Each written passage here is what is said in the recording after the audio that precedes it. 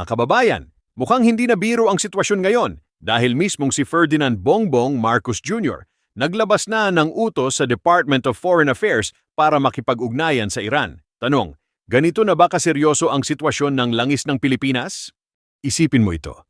Hindi lang ito simpleng usapin ng gasolina. Ito ay usapin ng ekonomiya, transportasyon at araw-araw na buhay ng bawat Pilipino. Kapag pumalya ang supply ng langis, lahat tayo damay.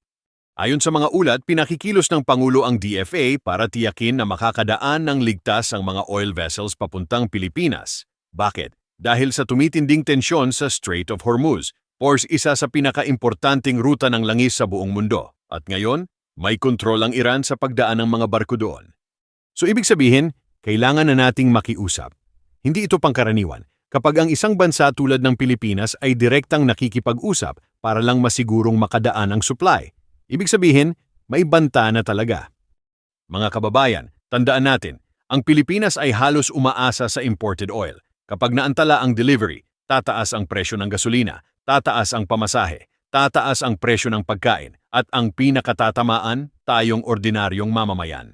At ito pa ang mas nakakabahala. Hindi lang Pilipinas ang apektado, maraming bansa ang nagmamadaling makipag-ugnayan sa Iran para lang masigurong makadaan ang kanilang mga tanker. Ibig sabihin, global na ang problema.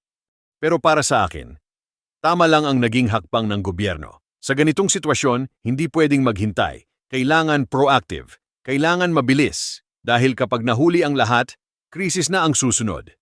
Ikaw, ano sa tingin mo? Tama ba ang pakikipag-ugnayan ng Pilipinas sa Iran? O dapat may ibang solusyon? Comment mo sa baba. Gusto kong marinig ang opinyon mo. Kung gusto mo ng ganitong klaseng balita, diretso, walang paligoy-ligoy. Hit like, subscribe, at ishare mo na to. Dahil dito, hindi ka lang updated, gising ka sa katotohanan.